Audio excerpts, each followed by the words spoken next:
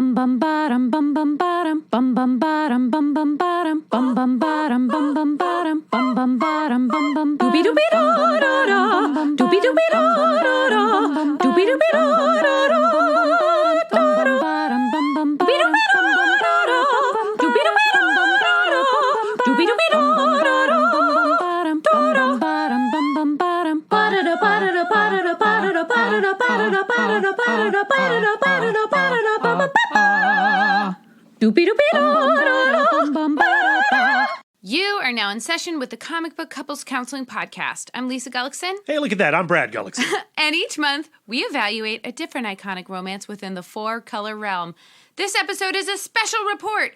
We're celebrating the anxiously anticipated end of 2020 by listing off our favorite comics of this otherwise dumpster fire of a year. You know, you say that it's a dumpster fire of a year, and yes, I acknowledge. Pandemic. Yeah, a lot of terrible things have happened in Fascism. 2020. I am looking forward to 2020 being over. I have a lot of hope for 2021. But when it comes to comic books, I thought 2020 was a pretty damn great year. They super came through for us. Yeah. There was some anxiety. There was some tumult. Yeah, I mean, there was a moment there when Diamond shut down and we weren't sure exactly when we were going to be getting our new singles. But even during that period of time, when, you know, Matthew Rosenberg kicked off the New to You comic book day, and it gave us an opportunity to celebrate the comics that we've read in the past and share those with our friends online, share those with our friends via virtual chat rooms. Virtual chat rooms? What year am I in? Don't go in those. Yeah, don't go in virtual chat rooms. ASL question mark? But you know, like when we would hang out with Darren and Brian in a Zoom or on a Skype. Yeah, what is the word for that? It's like a virtual hangout. Virtual hangout. We got there. We got there. But that gave us an opportunity to really celebrate the industry and the art form. And then when comics did get their stuff back together and started shipping on time, this year produced so many great titles. And I'm really excited to sit down and actually talk about those titles on this show. I was talking to someone about like just some of the anxiety that we're living with all of the time. And the way she described it is like, it can feel like the walls are like closing in on you. Uh-huh. And I didn't say this to her at the time because I think when you have that feeling, the last thing you want to hear is like optimism. Yeah, sure. But like, when you feel those walls closing in on you, it's good to like find a window. And I think for us in particular, comics have been like a window. Right. And, you know, we haven't been able to get the movies we were anticipating like we normally do. And so comics became the saving grace entertainment. And I threw myself into them. You know, I discovered Usagi Yojimbo finally in 2020. And I mean, in many ways, that little rabbit Ronin has been this year's mascot and this little angel on my shoulder saying, like, keep going, keep going. For me, it's been a year of, like, choose your own adventure because so many number ones have come out that have captured my fancy. Stillwater, Batman, Catwoman, MODOK, You The love Last MODOK. Ronin. I did love MODOK. The Last Ronin, I mean, I, you know, spoilers for this episode, Last Ronin doesn't make an appearance in our awards, but like it is very close to being my favorite single issue of 2020. It got us super excited, and I cannot wait for number 2 to come out. And I'm hoping when it's all said and done, collected, that could be in our best of 2021 episode. Ooh, look at Brad looking towards the future. That's what comics are all about. We have something to look forward to every single month. Who knew? The media that is created by a bunch of weirdos sitting alone in their respective homes is the media that thrived in 2020. Yep, for sure. Absolutely. So shall we talk about our categories and how we go about picking these categories? Completely self-serving and arbitrary is how we pick these categories. I mean, yes. There are several categories that are returning from our special report last year. But mostly what we do is we go through our stacks of what we read this year and go like, I really want to talk about this one. Yeah, and so if we love a comic, we make a category for it. So don't think of this episode as a definitive ranking of the best comics that came out in 2020. Think of this episode as Brad and Lisa's favorite comic books. Brad is saying this mostly for me because, like, as part of our research, we're scrolling through, like, other people's best of lists, and I start having, like, anxiety and heart palpitations because I'm like, I have not read all of the things, and I get super overwhelmed. I was not actually saying that for you. I don't believe in the best of list. Of course, we call this episode the best comics of 2020 because for clickaroos. Yeah, that's what gets the clicks. Correct. But art is subjective. It is not objective. And if I say that this is the best single issue of 2020, I am saying it. Brad Gullickson. Yeah, you're saying Brad Gullickson thinks this. It's the best of your heart. Yeah, and it makes things even more complicated because we're putting this list together. And so there are comics that Brad would make number one, but Lisa would not. And so we have to come to an understanding. Collectively, we think this is the best graphic novel of the year. Collectively, we think this is the best single issue of the year. And so that adds like an extra little flavor to these choices as well. And I think that's what makes this episode exciting. Yeah, it's the marriage of our tastes. So let's talk about the categories we've got in 2020.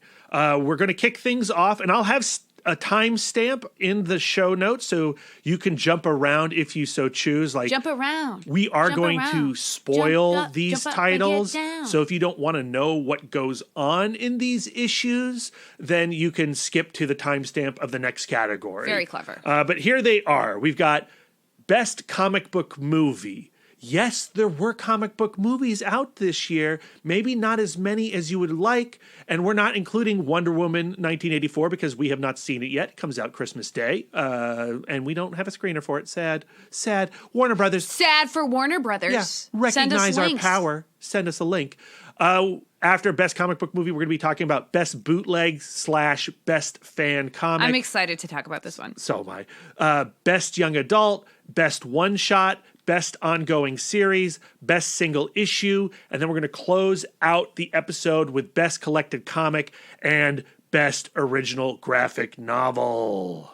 I cannot wait to get into it. I feel like we need a better name for our like little end of the year comic book awards than Best of. I was thinking the same thing, in our movie podcast that we do with Darren and Brian, In the Mouth of Dorkness. Our end of the year episodes are called The Dorkies. And I feel like there is some cute award we could give to the comic book couples counseling selections. I just don't know what that is. The booze? The booze? That's it sounds like we're like booing. Like, no, that's not good. I get it, but you mean like, oh, hey, boo. Yeah. I do like that, but also I think it could be confusing. Maybe what we should do is ask our listeners to help us come up with a good award for our end of the year episode. If you can come up with a clever little name. The Couplies? The Couplies? No, I don't like that either. How about like the Thruples, right? Because like the comic is the third party in our relationship. I don't know about that one. There are Logan. What's up? Ew. Our Logies. No, that's disgusting. They're not going to be called the Logies. But listeners, help us out. If you've got like a really great name that you could call these awards and attach it to our brand in some fashion, let us know. You can tweet at us at CBCC Podcast. You can email us, cbccpodcast@gmail.com. And we'll shout you out. Maybe we can even come up with like a cool reward. I do have a signed Frank Miller Sin City comic that I've been trying to give to somebody. Ooh, if you come up with a great name for our podcast award show, the award itself, I'll throw you Sin City, A Dame to Kill For, single issue. I think it's issue 2. I'll double check on that. Signed by Frank Miller. That is, I think, incentive enough for them to come up with something really good. Yeah, please. Do our job. Alrighty, let's get this party started with our first category, Best Comic Book Movie. And no, it's not Birds of Prey. Right off the bat, subverting expectations. Yeah. I mean, I really liked Birds of Prey. Me too, super fun. Yeah, I think you actually even loved Birds of Prey. I think you liked it a little more than I did. No, actually, I think that you tend to downplay how much you really enjoyed it because it's a fun movie. Yes, absolutely. I love the cast that this film brings together. Of course, Margot Robbie is an amazing Harley Quinn. I'm not the first person to say that. I really loved meeting Jurnee Smollett, who would go on to be on Lovecraft Country and be amazing. Absolutely. And I love seeing Rosie Perez. Yeah. I feel like director Kathy Yan just killed it, and this movie stands apart from the other films of the DCU that can feel perhaps a little bit wooden, or like Suicide Squad, which feels like a bit aggressively masculine to me. I get some real like woman power vibes from this movie that Birds of Prey is joyful. Like, it's a joyful experience. And I love the idea of divorcing Harley Quinn from the Joker. Yeah, which we talked a lot about in our Harley and Poison Ivy series from earlier this year. Like, I'm glad that we found a way to surgically remove the Clown Prince from her. The Joker is such like a ball and chain. He's a weight on Harley Quinn's ankle. He is a weight on Batman's ankle. But I digress.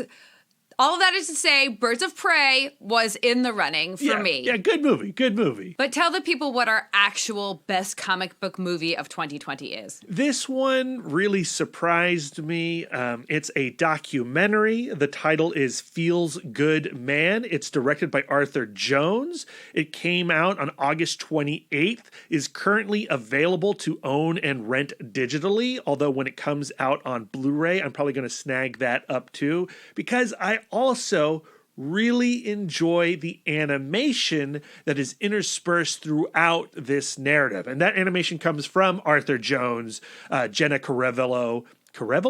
Something like that. I would say. How would you say it? Caravello, and Kylan Woodrow. And this is the story of Matt Fury, who you may or may not know, but you definitely know his creation of Pepe the Frog. This weird-looking stoner frog character that was co-opted by 4chan and morphed into a hate symbol thanks to the alt-right. But originally, that frog, Pepe, was just a character in Matt Fury's comic, Boys Club, and that comic book is so inconsequential. It's just this cute little book about 4 stoner friends having a good time. And the image of Pepe that became like the internet meme comes from this moment where the Pepe character drops trow and all the way to the floor. And he's peeing. He's caught by one of his roommates. And he's like, "What are you doing?" And he's like, "Well, it just feels good, man." To stand and pee with your pants around your ankles is the context. Yeah, and then, which I imagine must feel great if you can stand to pee. I'd lock my door, my bathroom door. But what happened was Matt Fury uploaded this comic in the early days of MySpace.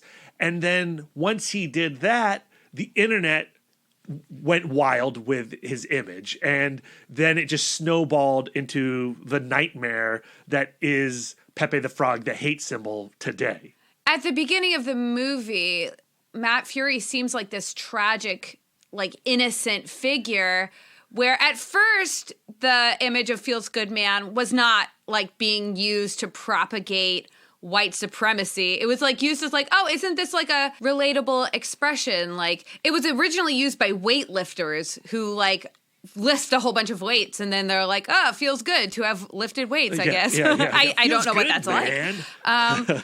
But he, like friends told him, hey, you should start suing these people and taking control back of your character, but he was kind of a hippie, and he's like, no, my art belongs to the people now. He was a little flattered. And amused, but then, of course... 4chan. It got, like, bastardized into this ugly thing, and now he I don't want to give away the whole movie. I do want to say, I found this movie really anxiety-inducing.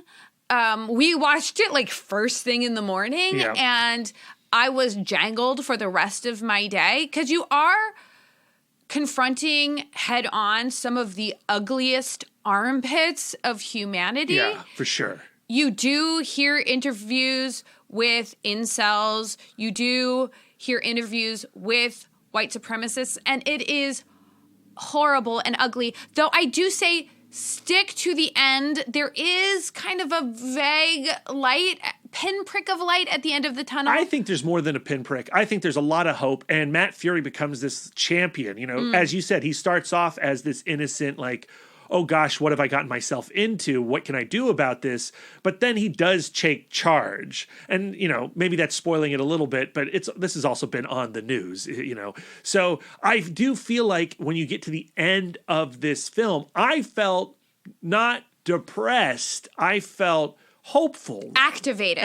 Yes, I felt activated and proud of Matt Fury. And I do think that it is very helpful and important to go into these dark armpits, as you call them, Lisa, to see what's going on. And I think that Feels Good Man explores a lot of the ideas of how somebody like President Trump can come to power. And, you know, Trump is a big figure in the Feels Good Man narrative because Pepe the Frog becomes a symbol for Trump. Like, Trump co-ops Pepe the Frog. It's Alex so Jones co-ops Pepe the Frog. It's insane. Yes, it's gross, but it is crazy how this one little panel from Boys Club can morph all the way into the campaign for the President of the United States. I mean, it's nuts. It is nuts. To me, I just feel like it has made me very wary, and probably rightly so, about engaging with meme culture, because you just have no idea what you are tangling with. Yeah, and it's also a good reminder that when you do share artwork online, as we do all the time through our Twitter, make sure you know where it's coming from. Credit the artist. Credit the artist, yeah, and to make sure that line of accountability is present. It's a hard watch, but I think for comic fans in particular, it is like in high school you had like required reading. Yeah. Like this is like required watching, and it's a valuable reminder that like no art is frivolous. Even the face of a urinating frog has power. Absolutely. And it also served as a reminder that I need to support Matt Fury a little bit. I went ahead and ordered a Boys Club from him. I've read it. It's not my thing. It's just crazy fascinating where Boys Club went to. But then I also picked up his children's book, his wordless children's book, The Night Riders, which is incredibly beautiful. Yeah, it's gorgeous. Yeah, highly recommend that. Also kid's book. Stars a frog. But not Pepe. Yeah. But, yeah, he's his own little frog person. Yeah, and that's actually another little interesting element about Feels Good Man is how Matt Fury is obsessed with the frog archetype, and he has to keep drawing some version of this frog over and over again. It reminds me of like Stan Sakai when he came up with Usagi the Rabbit Ronin. He's like, oh my goodness, this is what I'm going to draw for the rest of my life. Yeah, so highly, highly, highly recommend Feels Good Man. That's our best comic book movie of 2020. Now for something completely different. Yeah, totally different. I'm glad this will be like a breath of fresh air. Yeah. Because this is our best bootleg / fan comic, and it is Living Heroes, written by Stephanie Williams, art by O'Neill Jones, and colored by Christina Poag. It was funded via Kickstarter, and it is a Marvel character take on Living Single. Yeah. So you didn't watch Living Single back in the 90s. No, I did not. We are living single. I watched it whenever it would roll around. You know how we used to like watch TV back in the day. It wasn't like appointment watching for me, but if it was like, hey, Living Single is on, I wouldn't change the channel. Yeah, you never change the channel because your next show's coming up. You got to watch whatever's before that one. So much Full House got consumed that way. I would not mind revisiting Living Single, especially after reading this comic, because it had Queen Tifa. It had Kim Coles, Erica Alexander, awesome such a wonderful people, yeah. cast. But what this comic does is it casts different Marvel characters of color, including Jen Waters. She's like a white woman of color is what they call it in the comic. And they cast them as the different characters in Living Single. So like Monica Rambeau plays Khadijah, which is Queen Latifah's character. Misty Knight is Sinclair. Jennifer Waters is Maxine, which is so fun. And so we get to see all of these Marvel characters in kind of sitcom context, and everything happens in the apartment, just like Living Single. Yeah, and so like while I don't get every single reference to Living Singles, what I do appreciate is getting to hang out with my favorite Marvel characters in a very relatable, sitcom-y, casual setting. You know, when we talk about movies like The Avengers, right? Some of our favorite scenes are the moments where they're just chillaxing. Eating shawarma, or talking about how they could all lift Mjolnir if they really wanted to, right? Like that scene in Age of Ultron where they're all just trying to like give a tug on Mjolnir. That's like a highlight of the MCU. I want more of that. And Living Heroes is all that. And it's truly delightful. It's certainly to character with the Marvel characters. And I assume they've done a good job translating, Monica Rambeau into the Living Singles character. Like I'm sure the Living Singles section feels accurate. It's been a lot of years for me. I mean, I was literally a child when I was watching Living Single, but I think so. I found it to be evocative and retro, I guess. But I also find it to be utterly joyful. The art is so cute, so colorful. And the script is funny as hell, right? There's that one short, Vampires Again, where Yukio sees Blade at Trader Joe's, and then the whole group, the whole household is like, oh my God, Blade's here? What? Why didn't you tell us? Storm, did you tell Yukio what you have to do when you see Blade? You have to let us all know, because when Blade's around, that means that's the only time other characters of color are involved in a Marvel event. Yeah. And like that, it's a great jab at Marvel Comics and how they just do not know how to use their black characters in any proper way unless Blade is involved, right? Yeah. But then it's also just like this really cute bit of bickering interplay, that you see in sitcoms all the time, that you have with your own friends, where you can rag on each other when they do something foolish. Like in the episode White Woman of Color, when She-Hulk is trying to relate to Monica and Aurora about hair issues, and Storm goes like, as my favorite ex-sister-in-law would say, just like a damn colonizer. And Monica revokes her rights to say that she has black friends for 48 hours. Yeah, and I gotta say, the way that T'Challa hangs over this series is so brilliant. Delightful. And when we finally get to meet T'Challa at the end of the comic, that was a chef's kiss moment. Living Heroes is truly a brilliant bit of bootleg. It's exactly what you want from this kind of comic. Clearly, Stephanie Williams and O'Neil Jones have a fluency with the Marvel material so that they can both be reverent to it and make jokes about it and give it a little ribbing. Yeah, and to highlight that these characters are interesting, right, and deserve more space within the Marvel universe. Yes. We were lucky enough to get our hands on the physical copy, which is like a fun digest size. It feels good in your hands. It's all shiny, like a magazine. But unfortunately for you guys, apparently, at least for now, physical copies are sold out. But you can still get a PDF copy from Stephanie Williams' Ko-fi shop.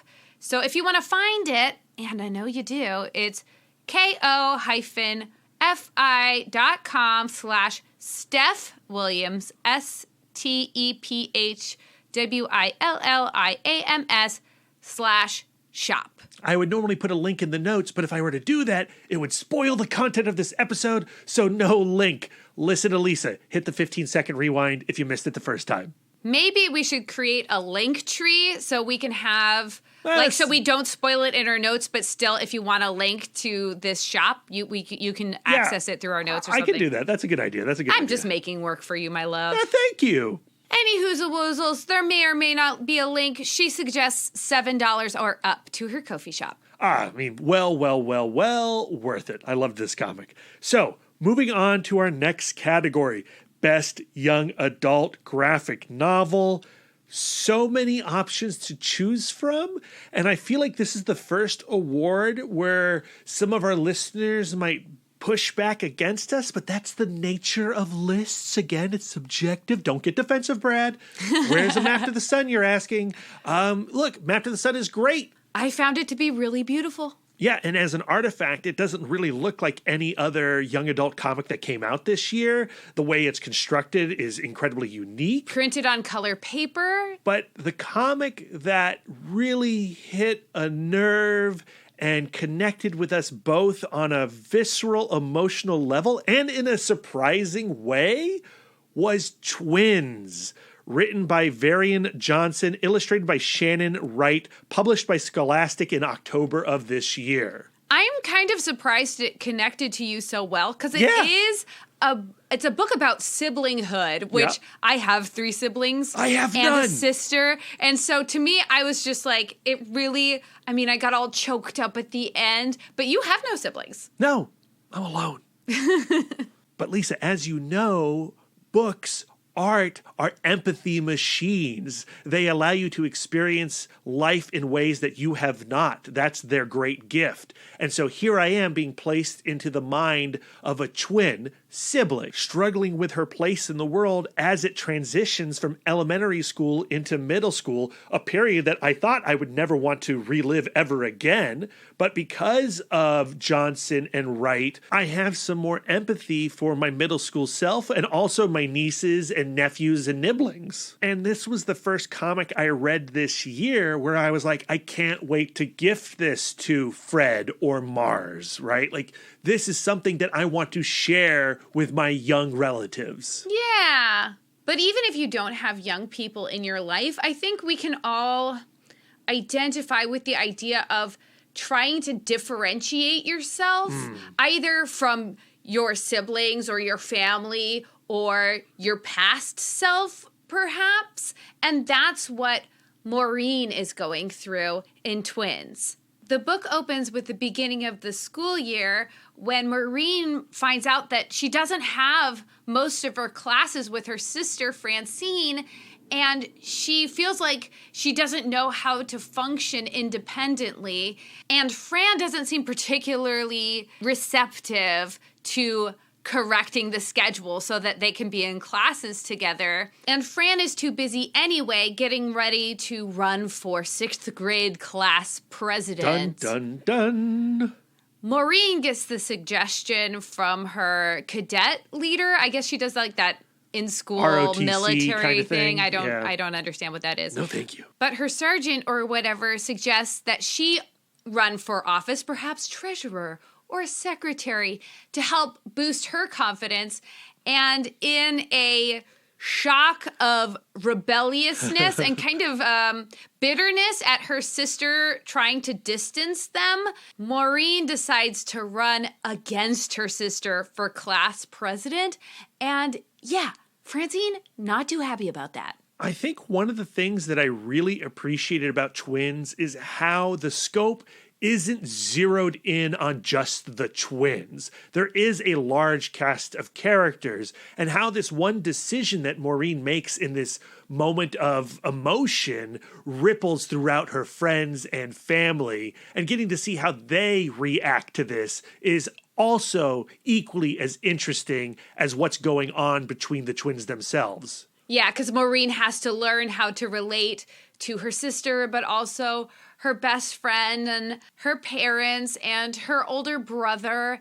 And it just becomes this exercise for her of looking at a situation from all sides. And what I loved about the book is these tiny little revelations that are scattered throughout it, and how when they drop, they make you reevaluate everything that came before. And those little surprises, those twists in the story are kind of obvious, but you don't see them coming. The way that it's staged, they drop like, whoa, oh, duh, of course, great, I love that. I think this is an interesting choice for a young adult book because it does center around children.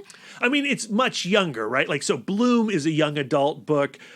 Map to the Sun is a young adult book. But age-wise, that high school versus the middle school, I mean, this feels like a kid story. Yeah. But at the same time, Lisa, like, it is, I related to it.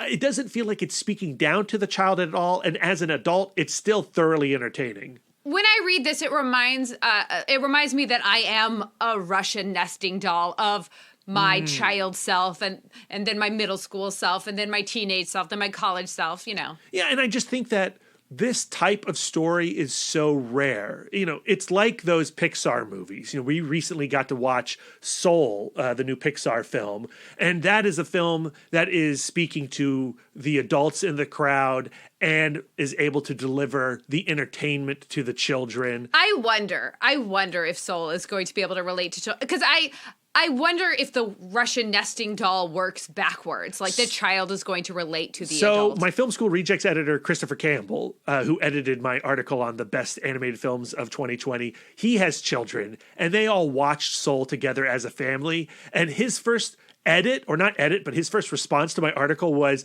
hey, just FYI, kids love Soul. Yay! My kids loved Soul. That hurts me. But where Soul is speaking to the adults and entertaining the children, Twins is speaking to the kids and also able to entertain the adults. It's kind of like a reverse of Soul. Which is generally how it goes. Like, there's lots of adults who love to read young adult and kids books and get a lot of entertainment out of it. But I would say that in those cases, like Harry Potter, The Hunger Games, my adult self is sort of surfing on the science fiction and fantasy elements. It's rare for me to read a kid's book that is not peppered with fantasy that I equally enjoy.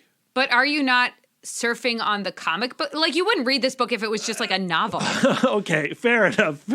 Yeah, okay, I'll give you that. I'm actually really proud of you for picking up this comic and empathizing with it so hard, because you're several degrees away from the girls of this book. Like, you are not a middle schooler. No. You are not a sibling. You are not a girl. You are not a person of color. So, like, you're so many degrees removed from this book, where I think that I do have my ins. Like, I am a sibling. I am a girl. So I'm less degrees away from seeing middle school through the eyes of two Black girls. Yeah, but it is a damn good comic book, and it is going to entertain as a damn good comic book. And enlighten and teach and all of those wonderful things we get from really great literature. Yeah, which is why Twins is the best graphic novel for young adults, according to Brad and Lisa. Yeah, read this book, get some good feels. And it's relatively cheap. What is it, $9.99 on the back there, Lisa? A deal and a steal. $12.99. Well worth it. Absolutely. That $12.99 will feel like less than $9.99. It's actually $16.99 Canadian, so I don't know how to do that math, that conversion math. Let's go on to our next category, which is best one shot, which I feel like I have to say sounds dirty. Get your head out of the gutter, Lisa. Best one shot, one of my favorite categories. There was really only two contenders in my mind, and I think Lisa would agree. Yeah. Like, our runner-up is certainly Octobriana by Jim Rugg. And we re-looked at that yesterday when I discovered I have like one of those like mystery pens that has like blacklight ink. Oh, so yeah, I was like, we can actually look at this the way it's intended with a blacklight. So we like took it into the bathroom and shut the door because it doesn't have any windows. And we re-looked at this book and we're like, oh no, are we going to have to switch? I mean, it is a totally different experience to look at it under a UV light. It is brilliant looking, and I suddenly had the understanding of why Jim Rugg wanted to publish the world's first blacklight comic. It does not look like anything else out there. and yet still somehow manages to feel kind of retro. Yeah. Which is why I think my preferred reading experience is still the retro coloring edition that he put out, because it sets it in that time and place where Octobriana was this supposed Russian propaganda comic book. I was saying, like, looking at it under the black light felt retro to the idea, because it's such like an old fashioned, it's like such a 60s, 70s thing to have blacklight posters. I was kind of surprised that this is literally the first blacklight comic. I think Jim Rugg was too, which is why he went and did it, because he's like, wait, hold on, this hasn't happened? We're going to do it. Because he made all these really cool retro blacklight posters. We have one hanging up by our Blu-rays, the Viking Queen. And they look brilliant. And so once he heard that there were no blacklight comics, he's like, well, I should be the first. And he is. And that's a huge achievement. So congratulations to Jim Rugg. What had us lean towards another comic to fulfill this category of best one-shot was, for me, the story. I felt like I connected to the story of our winner, which we haven't announced yet, weirdly. Drum roll. Which is Hedra. Yeah. Sole creator Jesse Lonergan, originally published as a 48-page fold-out newspaper comic. I so want to get my hands on this. Yeah. Though I really appreciate the format we read it in, which was the Image Comics republication as like a magazine-sized one-shot. It's incredible. I love that ratio for comics. And I feel like in 2020, we've been getting more and more magazine format Treasury Edition comics. We're going to be talking about one coming up towards the end of this episode. I want more and more in 2021. This is my preferred format of reading. You would think that you would benefit the most from hyper detailed comics having it in the larger size, because you can really dive into it. But in Hedra, I like the bigger size because of the amount of space that it creates. Because Hedra takes place in outer space, and there is like one character that it kind of centers around, where you get these pages where you really do feel like the loneliness of outer space because of the amount of surface area. Yeah, for sure. That this comic provides. And it allows you to do a comic where there are pages and pages of 35 paneled grids that allow Lonergan to experiment with sequential storytelling. This is a wordless comic, which listeners of the Comic Book Couples Counseling, you know this has to be a super good wordless comic, because I have a hard time tolerating wordless comics because I'm such like a words forward comics fan. And I read this first, and when I handed this book to Lisa, I was like, now Lisa, I think this is a great comic, but it is wordless. And when I said the word wordless, Lisa let out the longest groan. It was like he was handing me a brick. No, but thankfully, I was a little worried, but you really dug this comic. I did. It's about an astronaut who is selected via lottery to shoot off into space to find planets where she can harvest plants to repopulate the soil of Earth, because there's clearly been some kind of nuclear winter or something. I know that seems kind of basic, but it is in the way that the story is told that I'm really drawn into what's happening. So the opening just shows her bouncing from planet to planet until she arrives at one particular planet that kind of looks like a planet that you would see out of Star Trek, where it's clearly shot in the deserts of California. There's a very like Vasquez Rocks kind of vibe. But then she finds this large ocean, and she goes into the ocean, and then we meet a whole nother character, and the story just kind of unfolds like that. And you get to provide the text, kind of, or not even like a text, but like a feeling. Yeah, I mean, for me, I agree. I think that the story is pretty basic, but the reason you connect to it so strongly is in its storytelling, specifically in its sequential storytelling. The way that he creates kind of a map that you follow. It doesn't follow the normal, like, left to right reading order. Like, often it will break up and then it'll become like this little Monopoly board where you're traveling across the page, and he is bending the panels so that you can follow them in a new and unique order. But it doesn't feel like each spread is like a puzzle to solve. No. It's very easy to read. Yeah, like, which to me is very frustrating as a person who is like not particularly visual. Like, even though it's experimenting, it still feels very intuitive to follow. Yeah, absolutely. It does not have its head up its butt like you might imagine. This is not a pretentious comic book in any way. Yeah, it's like it has its head up its brain. Yeah, I like that. We should use that phrase more often. I also really like Jesse Lonergan's art style. I feel like there are other artists that like are in this art family with him. I definitely get like a Jeff Lemire vibe from this. Yeah, a little bit, especially the way that he draws faces and eyes in particular.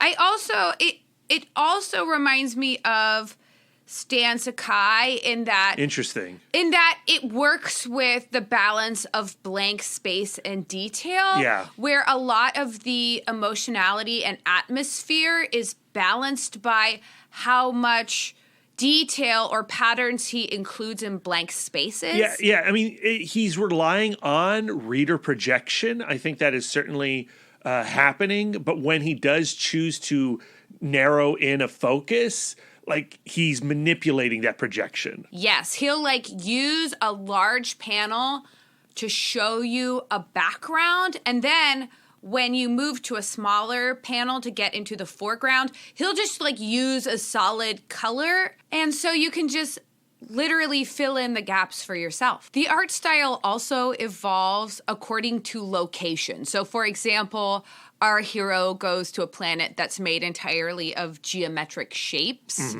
And so then the art changes around her. But it's not abrupt. It still stays within the style of the entire piece.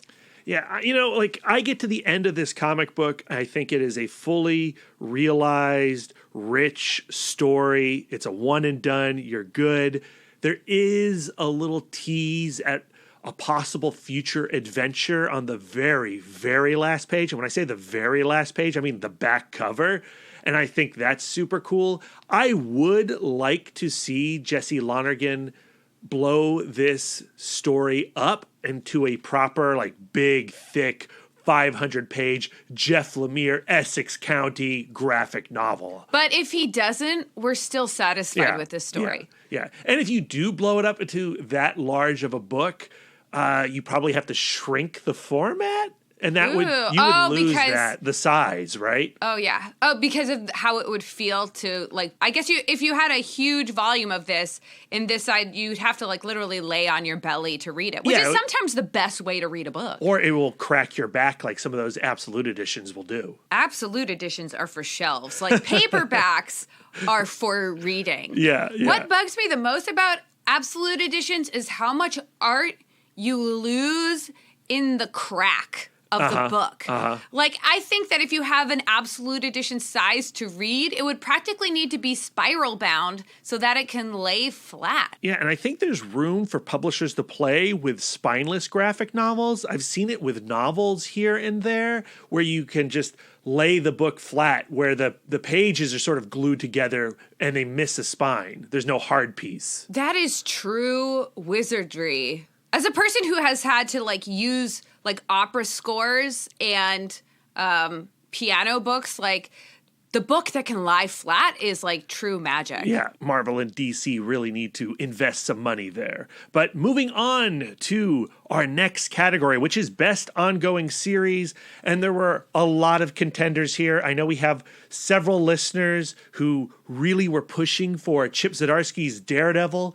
Guys, I really love Daredevil. I think Lisa's going to really like Daredevil. She has not had a chance to read it yet. That's on the schedule for 2021. Immortal Hulk, we gave it to it last year. And that, like, Immortal Hulk could also have been the best ongoing series this year. Strong contender. Love everything that Al Ewing's doing on that book. But we have to go with our hearts. And our hearts say that the best ongoing series for 2020 was Image Comics' Firepower, written by Robert Kirkman, illustrated by Chris Samney, colored by Matt Wilson, and lettered by Russ Wooten. And you can tell that Image knew that they had something extraordinarily special in the way that they marketed it. Yeah, so it originally came out as a $10 prelude. Then the first issue was a free comic book day issue, and is the reason why we don't have a free comic book day category this year, because guess what? Firepower #1 would be our best free comic book selection. Fire hands down. And then they launched the series into the regular monthly title. And at this point, they've published 6 issues in total plus the prelude. So yes, there's more content with Daredevil. There's more content with Immortal Hulk. But I just don't think those 2 books match the consistency of quality that you see in Firepower in this collaboration between Robert Kirkman and Chris Samney. The proof is in how eager we are to get that next issue. Yeah, and I'm dying for issue 7. And I know this is a tired criticism, but the big 2 companies, because of their schedule, cannot keep one artist consistently on a title. So you're always jumping between, Joe Bennett and some other guy who's going to fill in on Immortal Hulk. What Samney and Kirkman did is they gave themselves a massive leeway before the jump. When the Prelude published, they actually had 16 issues worth of art already in the can. And what I love about Image Comics from its very inception is that they understand the importance of art in the storytelling. The artist is the primary storyteller, and they don't want to shake that up. So you have situations like Saga going away for a year plus so that they can keep the team together. And as a fan of these works, I don't mind that wait. Yes, it can be annoying, but when I have the trade at the end of the day and when the story is said and done, and you have this singular creation between Samney and Kirkman, that's truly incredible and feels so unique within the culture of comic books currently. I feel like the future of comic books is going to rely on trades. Yes, and for sure. So if we want to continue to get floppy comics, and that we do, I think that we have to be a little bit more patient so that at the end of the day, the trade feels like a complete work in and of itself. Yeah, I mean, that's easy for us to say. Because we're not in charge. We're not in charge, and we're not in charge of the financials of the model that they currently have. And this is a very old conversation that we're having. And, like you say that if we want to continue to have singles, floppies, then we need to have patience. I just don't think that's possible. I don't think we're going to be having singles in the way that we've had for the last I don't know how many years of comics, 80 plus years, 90 plus years of comics. My heart. But we're way off topic. Let's talk about Firepower. Why do we love Firepower as much as we do? For me, I like that it's a couple comic. It is. I'm totally seeing ghosts of comic book couples counseling future. Yeah, I think there's a good chance that Owen and Kelly are going to happen in maybe not 2021, but 2022. Get a few trades under our belt, and we've got some good material for the podcast. It's perfect fodder because, there's magic and good guys and bad guys and fighting and fire fists and stuff. But at the heart of this comic is like, how do you get work-life balance? Yeah. And what's great about the reading experience of Firepower and the way that they issued it out with that prelude is the entire time you're reading the trade, you're thinking the comic is one thing. Okay, it is a spin on Marvel's Immortal Iron Fist. And yeah, that's kind of true. But when you get to the end of that prelude, and I don't want to spoil that experience for people who have yet to jump in on Firepower, the book shifts and becomes something totally different. Which is what gets people running to their free comic book day going like, I need this free issue. Absolutely. And then you read that free issue and then you're hooked for life. I really do think it's an innovative distribution system that they've come up with Firepower.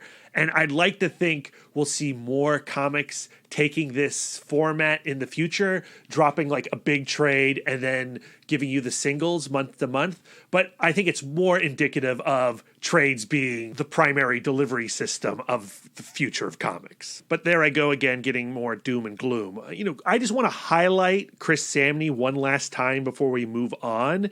His art is so kinetic. The way that he sells action, we've seen it in Captain America and Daredevil. But this is Samney at the height of his powers. He was born to draw a kung fu comic. The action scenes in Firepower are the best of the year, without a doubt. I also really do like the colors. Yeah, yes. Matt Wilson, holla! He's quickly becoming one of my favorite colorists. I'd put him right there alongside Dave Stewart. I cannot believe that you have publicly holla'd on the podcast. I'm not afraid to holla. We did not give away a lot of the plot in Firepower because the momentum of this book is entirely in the reveals. Yeah, for sure. And we don't want to take that from you guys because we like you. So let's move on to our next category, which is Best Single Issue. Oh, man. This was a tough category to figure out. We were sweating bullets all the way down to this final decision. We did the most amount of research around this category. Reread so many single issues before we hit record today. And we literally reread this book just to make sure this morning, and it still delivers. And that is X-Men Volume 5, Number 7. Written by Jonathan Hickman, illustrated by Lionel Francis Yu, colored by Sunny Go, and lettered by VC's Clayton Cowles. Published by Marvel Comics in February. Yeah, so we picked Hickman last year for the best single issue, and I was like, I don't know if we could pick Hickman twice. That feels weird to me. But sometimes, you just got to give it to the guy who's knocking it out of the park.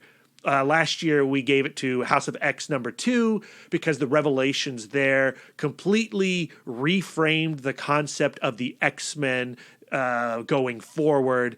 And that's not what makes X-Men number 7 so special. This isn't like a revelatory experience, but it does underscore this extraordinary new world order that's happening on Krakoa with the mutants. And the moral quandary it is creating for the X-Men as individuals. In this issue, we're looking particularly at Scott Summers and Kurt Wagner, who have two very different worldviews, but they both find themselves in this position where they're having to entirely recontextualize and reshuffle their principles. Yeah, so one of the big things that came out of House of X, Powers of 10, was this idea of resurrection. With the help of the Five, which consist of the 5 mutants, Hope Summers, Egg, Elixir, Proteus, and Tempest, the mutants can now die and come back. And this creates an incredible opportunity for the mutants who were affected by Wanda Maximoff, the Scarlet Witch,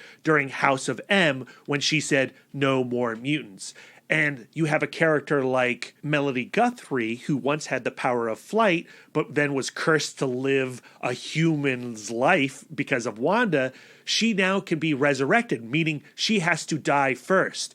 And they have created on Krakoa the ritual of Crucible, where you go into combat, stand as a mutant, even though you're human, get cut down, and when you're cut down, you come back fully reformed in your old body as a mutant. Which gives Scott Summers the squidgies, because he knows that it is wrong to take away a mutant's powers. Like, a mutant's powers is so connected to who they are, and having the powers restored is therefore a good thing.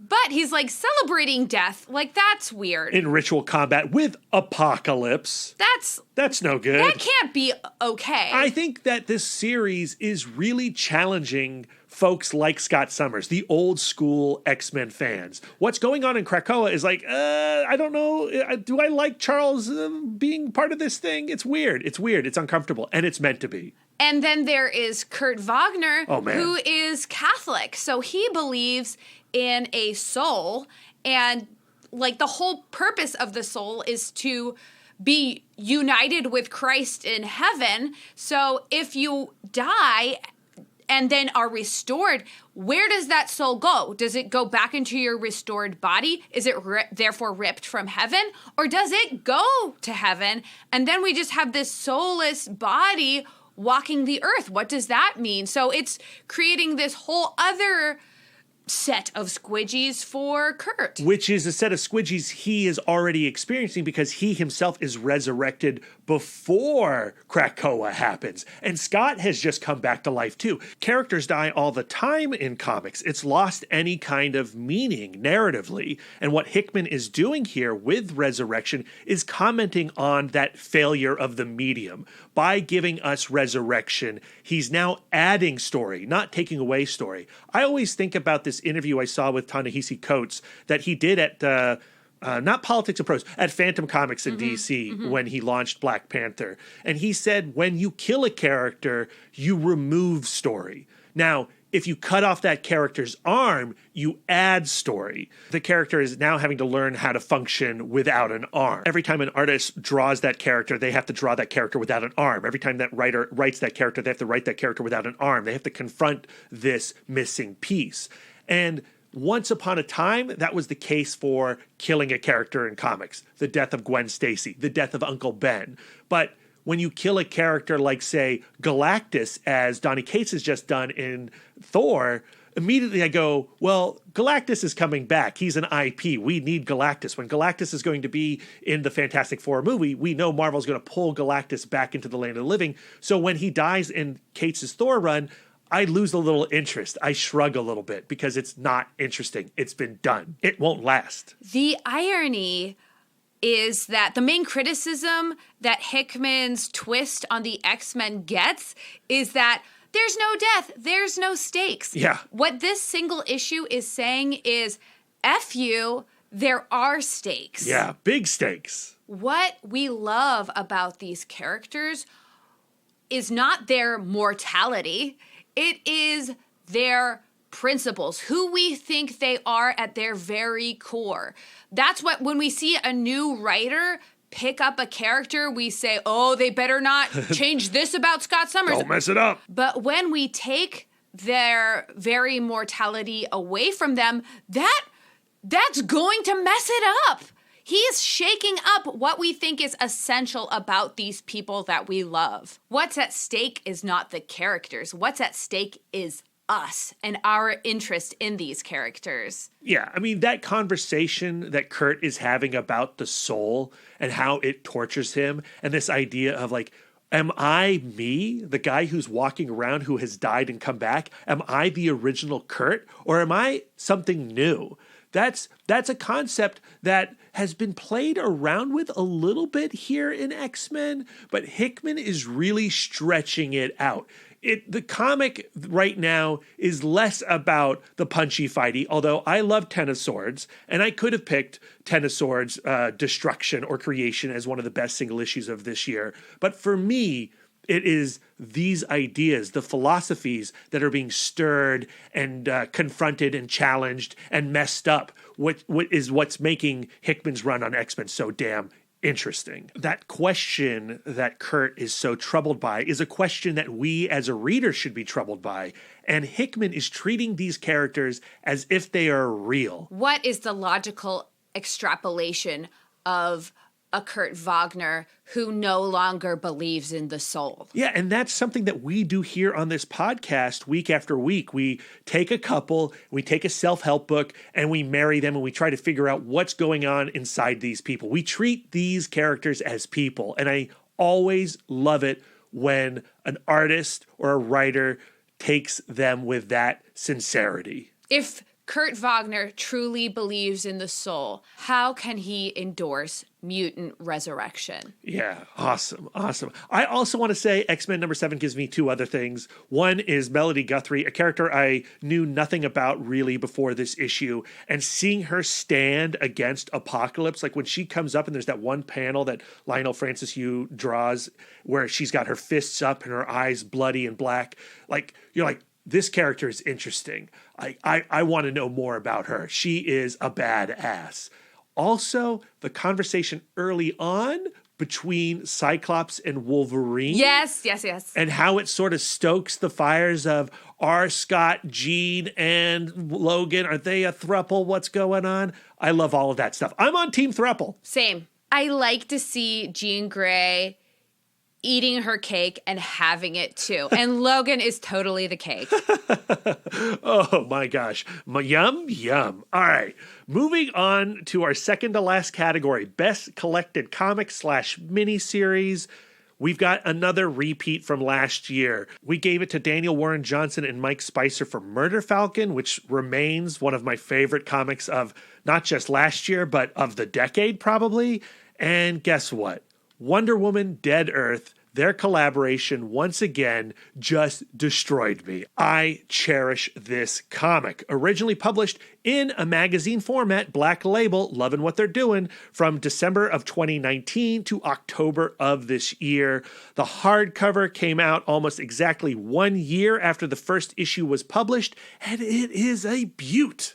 I think we are learning a lot about ourselves and our tastes in creating this list, because Wonder Woman Dead Earth is another logical extrapolation comic where we go, okay, Wonder Woman's gauntlets are restraining her powers, and we've come to understand that Wonder Woman's ideology is built around this love of humanity, which is both noble and naive. Yeah. So what happens if we take away her gauntlets and she has to face her ultimate disappointment in humanity? Because we know us, we suck. Yeah, we're always going to disappoint our heroes, right? And so what this comic is about is how we deeply disappointed her and the rage that produced, and then the ability to forgive, her ability to forgive us and our ability to forgive her.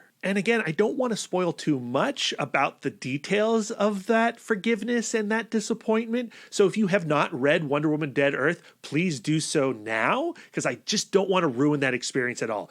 The comic on the surface is metal as hell, just like Murder Falcon, right?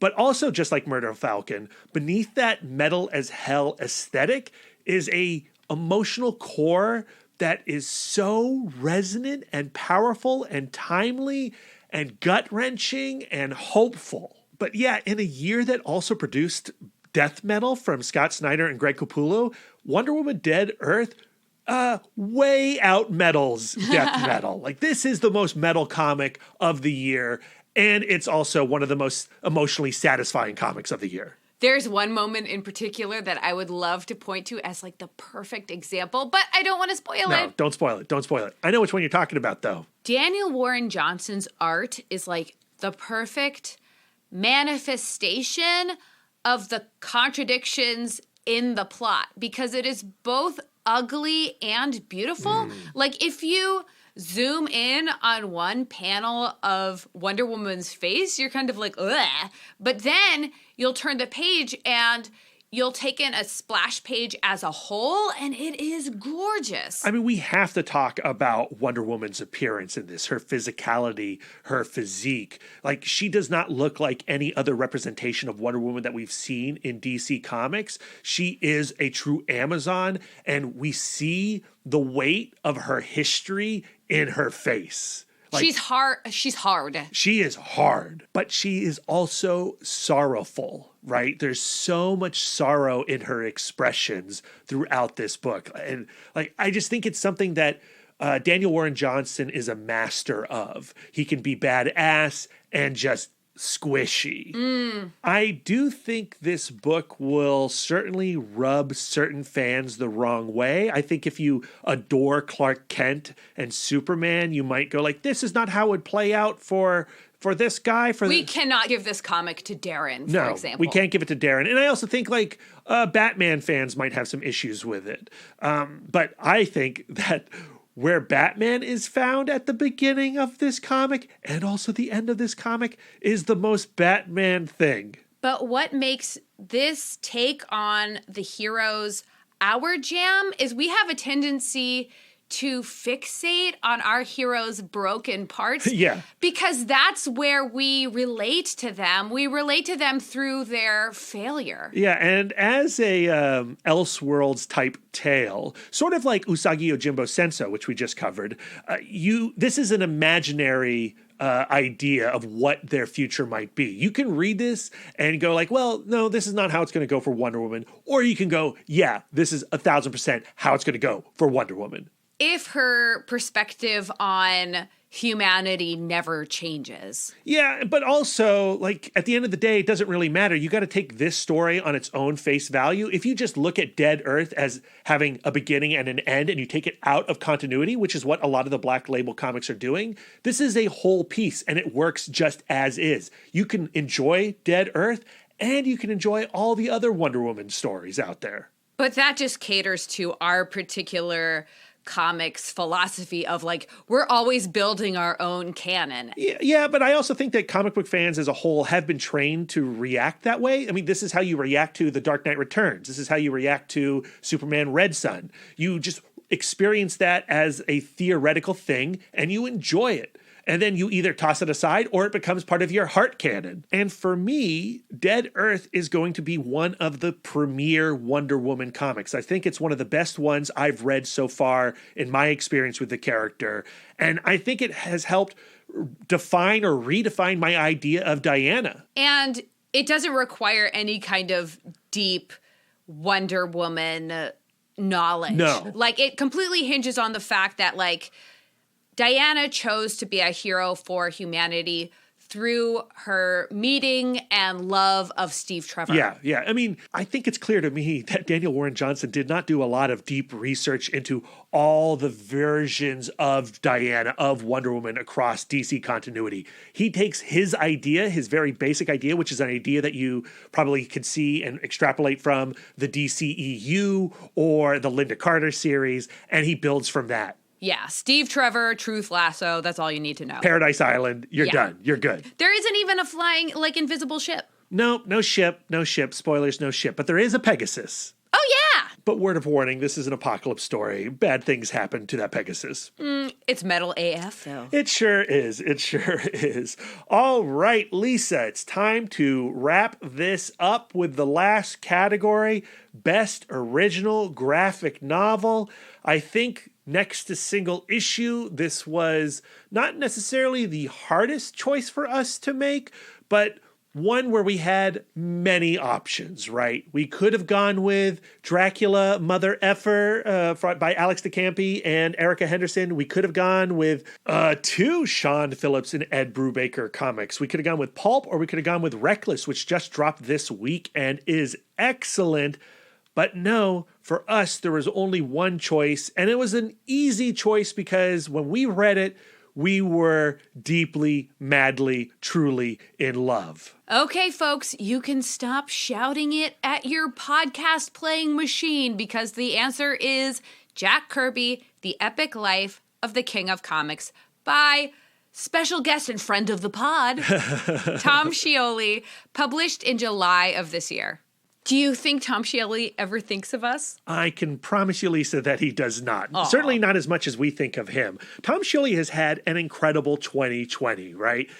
In January, he published Fantastic Four Grand Design, and he followed that up with Jack Kirby, The Epic Life of the King of Comics, the comic he was born to put down to paper. Like, this is everything you've ever wanted Tom Scioli to do in his career. And he's also launched a really butt-kicking Patreon. And if you have not signed up to his Patreon, I highly recommend it. His Young Zeus comics that he's been putting out there are crazy cool. I need those collected and bound immediately. I need them in my hand. So Tom Scioli, bravo. It stinks that 2020 robbed him of his con season because I think he would have been one of those go-to tables at every con this year. We could have gotten our high five in. Yeah, we're not going to get a high five in anytime soon, I'm afraid. But he was a super cool dude, very, very friendly on the podcast. I encourage you all to go back and listen to that Creator Corner interview if you did not. It's clear to me that this is his passion project. Once he put this out in the world, like this massive, not weight, but hurdle Like, he leapt this hurdle. He finally got to tell Jack Kirby's tale. He finally got to celebrate the man that he adored so much in his life. And where does Tom Scioli go from here? I'm not sure, but I'm super excited to find out. Tom Scioli's influence and style has been kind of backwards looking. His lineage artistically to Jack Kirby has been so strong. Yes. So this book feels like an acknowledgement of, yes, I feel like a culmination of everything that Jack Kirby has created. So now Tom Scioli has done his backwards looking thing so he can finally do whatever his next forward looking thing is. Yeah, and I also think that Jack Kirby, The Epic Life of the King of Comics, came out at the perfect time. I think that the world is ready to understand the impact that Kirby had on the culture. And I think that Stan Lee needed to die for us to really pay attention, because Stan Lee cast such a huge shadow over Marvel and, you know, in his way did a great disservice to Jack Kirby and pushed him out of the conversation. And because Stan Lee was in cameo after cameo in Marvel movies, the mainstream audience thinks that Stan Lee is the father of Marvel Comics. But now we can really go, look, yes, acknowledge that it was a combination of Stan and Jack. And maybe Jack owns a larger portion of everything you love than Stan Lee. What Scioli has constructed here is this textbook, a very entertaining and gorgeous to look at textbook, but it's a textbook about how Marvel came to be and how, once established, it had no interest in Jack Kirby and could easily cast him aside. And what does an artist do after they've built something so significant? And then they have to just keep on doing what they know. Like, where do they go next? They go to DC Comics and they try to create the fourth world. And then what do they find at DC Comics? The same walls that he saw at Marvel. And so he goes back to Marvel. And it's this epic tale of an individual striving to do what's in their heart, what they were born to do, and being denied in so many arenas.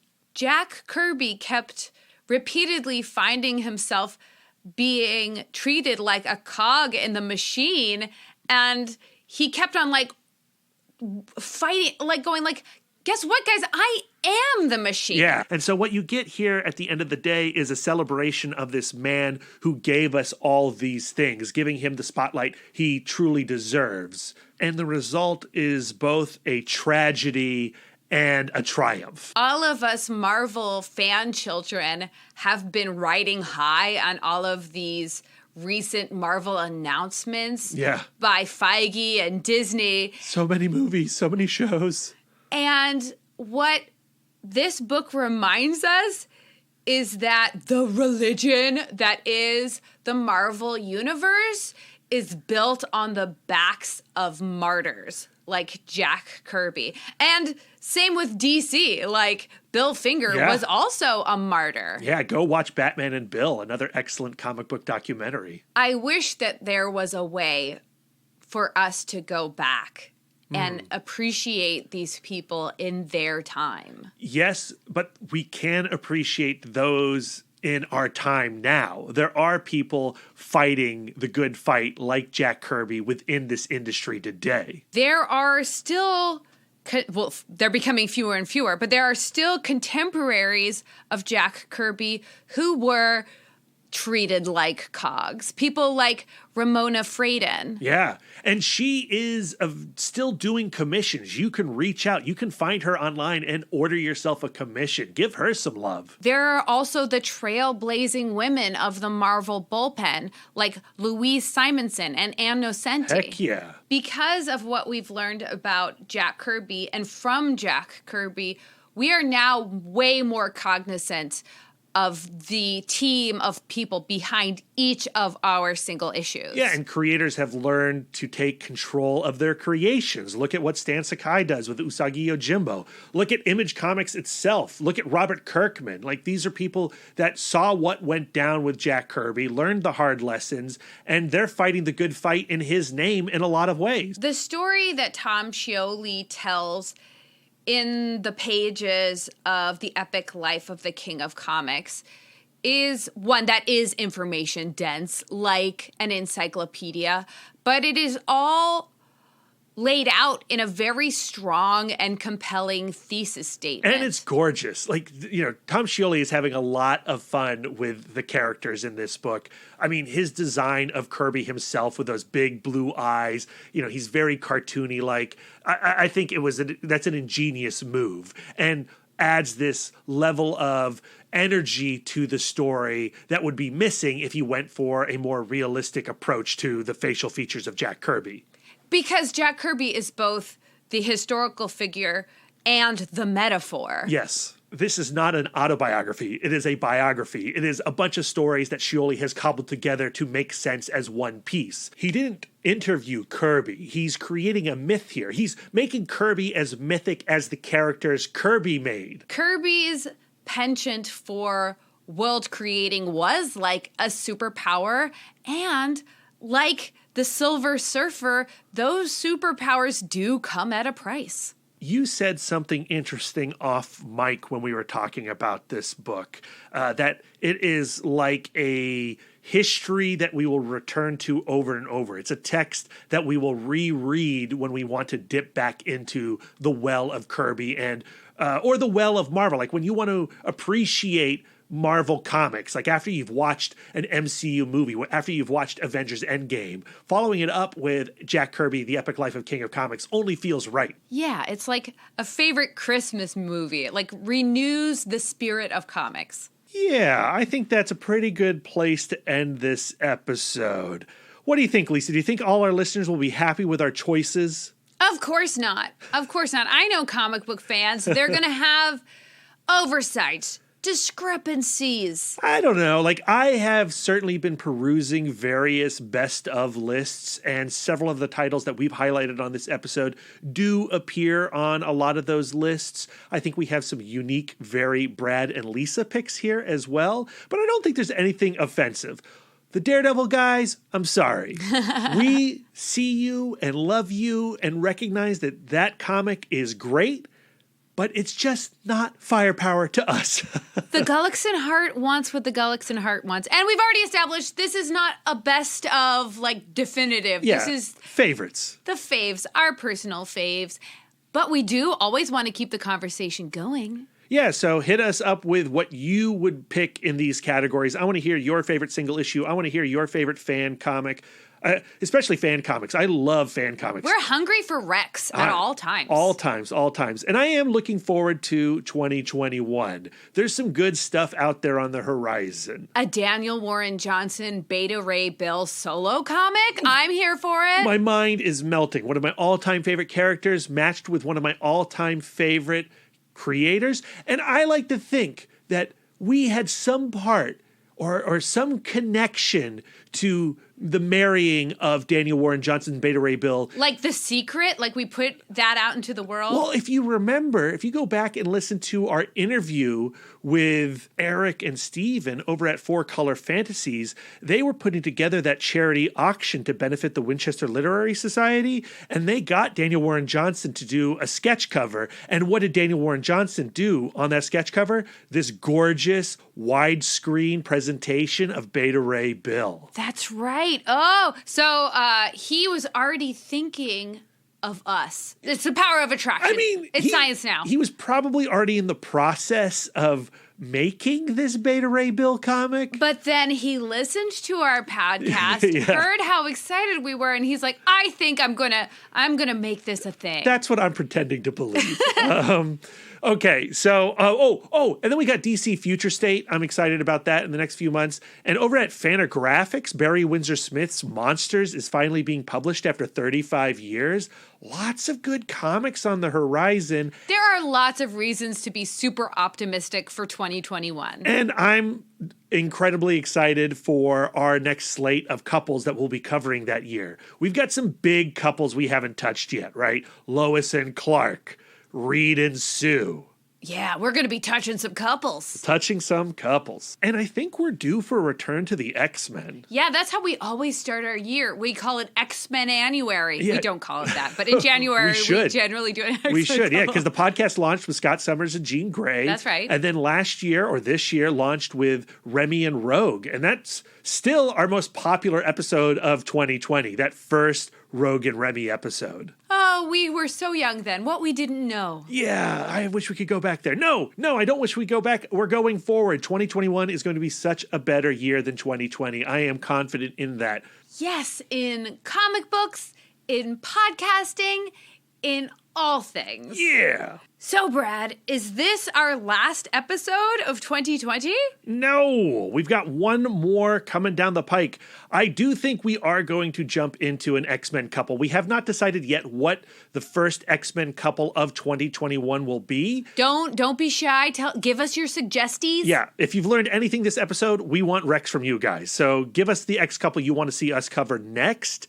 But for our final episode of 2020, we are going to go back to the world of sex criminals, Chip Zdarsky and Matt Fraction. They finished up their series this year, and it's time for us to conclude our podcast series from 2019. So not next week's episode, because we're going to have a little Christmas break, but the week after that, the final week of December, is going to be devoted to Sex Criminals issues 26 through 30 and issue 69. Up top. 69 dudes. Love those guys. Of course, Sex Criminals ends on issue 69. I wonder how many relationships end with a 69. I'm guessing not.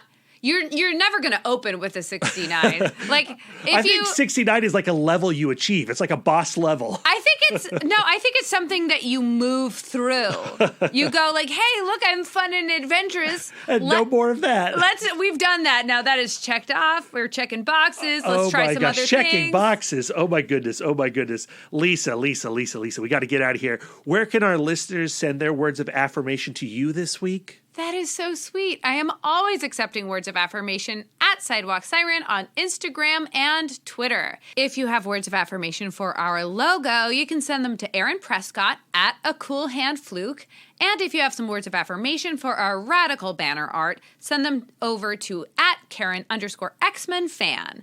Brad, where can our listeners send their words of affirmation to you? Yeah, you can find me on all social medias at MouthDork. If you'd like to spend more quality time with us, you can subscribe to us on Podbean, Spotify, Stitcher, YouTube, and iTunes.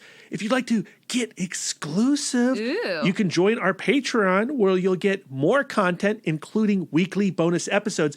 And that means if you want to hear our voices next week, guess what? Lisa and I have a screener to see Wonder Woman 1984. Squeak! And we are going to do a review of that. We're going to put that in our Patreon channel. We're going to make that free for all. But while you're hanging out listening to our review of Wonder Woman 1984, why not consider, for just $1, joining the community? If you'd like to reach out and touch us electronically, you can email the podcast, cbccpodcast@gmail.com. You can visit our website, comicbookcouplescounseling.com, or follow us on Instagram and Twitter at CBCC Podcast. You can give us the gift of 5 stars on iTunes, also known as Apple Podcasts. And if you'd like to do an act of service, why not write a review of the show while you're there? It honestly helps us gain more traction.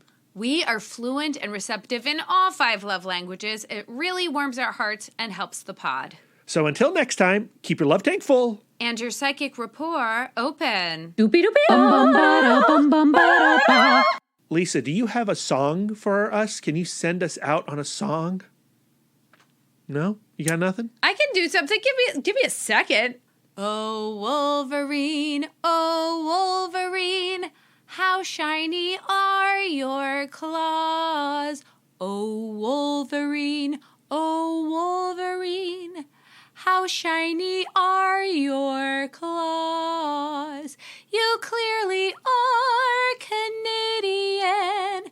With Jean and Scott, you're more than friends. Oh, Wolverine, how lovely are your claws? God bless us, everyone. Merry Xmas, everybody.